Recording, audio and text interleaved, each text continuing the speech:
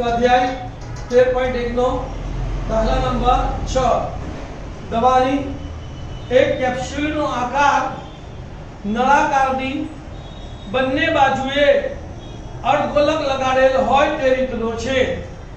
કેપ્સ્યુલની લંબાઈ 14 મિલીમીટર છે અને તેનો વ્યાસ 5 મિલીમીટર છે। તો કેપ્સ્યુલનું પુષ્પફળ શોધો। ધ્યાન આપજો, પહેલા આપણે શરૂઆત કરીશું બોલો નહીં। દવાની એક કેપ્સ્યુલનો આકાર નળાકારની બંને બાજુએ અર્ધગોલક લગાડેલ છે એવો છે। એટલે પહેલા આપણે નળાકાર દોર્યો અને એની બાજુએ બંને બાજુએ અર્ધગોલક દોર્યો, બરાબર છે। કેપ્સ્યુલ બની ગઈ। આગળ વાંચીએ। તેનો વ્યાસ 5 મિલીમીટર છે। તો વ્યાસ આપ્યો એટલે પહેલું કામ શું કરવાનું? ત્રિજ્યા શોધવાની। તો લખીશું તેનો વ્યાસ 5 મિલીમીટર છે। તો માટે અર્ધગોલકની ત્રિજ્યા કેપિટલ R લઈએ એના માટે બરાબર વ્યાસ ભાગ્યા 2 બરાબર 5/2 મિલીમીટર। તો અર્ધગોલક અને કેપ્સ્યુલ બંને એક જ છે એટલે બંનેની ત્રિજ્યા કેવી રહેશે? સરખી। તો માટે નળાકારની ત્રિજ્યા બરાબર 5/2 મિલીમીટર થાય। હવે આપણને બીજું એક માપ આપેલું છે કેપ્સ્યુલની લંબાઈ। તો અહીંથી ના કેપ્સ્યુલની લંબાઈ કેટલી આપેલી છે? 14 મિલીમીટર। એમાં શું આવે?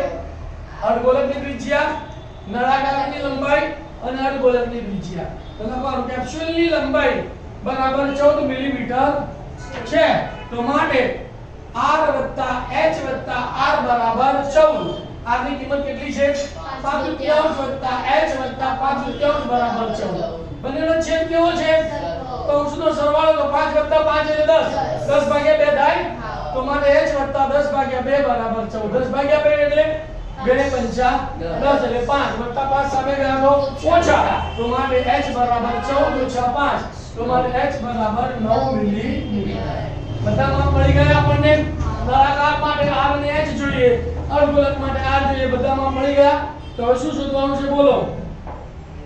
કેપ્સ્યુલનું પુષ્પફળ। તો લખીશું કેપ્સ્યુલનું પુષ્પફળ બરાબર નળાકારની વક્ર સપાટીનું ક્ષેત્રફળ વત્તા એક અર્ધગોલકની વક્ર આ અને બીજું અર્ધગોલક આ, બંને સરખા છે તો વત્તા 2 ગુણ્યા અર્ધગોલકની વક્ર સપાટીનું ક્ષેત્રફળ। નળાકારની વક્ર સપાટીના ક્ષેત્રફળનું સૂત્ર 2πrh વત્તા 2 ગુણ્યા અર્ધગોલકની વક્ર સપાટીનું ક્ષેત્રફળ 2πr²। કિંમતો મૂકું છું 2 ના 2 ગુણ્યા પાઈ ની જગ્યાએ 22/3 ગુણ્યા r ની જગ્યાએ 5/3 ગુણ્યા h ની જગ્યાએ 9 વત્તા 2 ગુણ્યા 2 ના 2 પાઈ ની જગ્યાએ 22/3 r² છે તો 5/2 ગુણ્યા 5/2। બંનેમાંથી કોમન કાઢીએ તો અહીંયા 2 છે, અહીંયા 2 છે, અહીંયા 22/3 છે, અહીંયા 22/3 છે, અહીંયા 5/2 છે, અહીંયા 5/2 છે, 9 નથી તો કેટલું કોમન નીકળશે?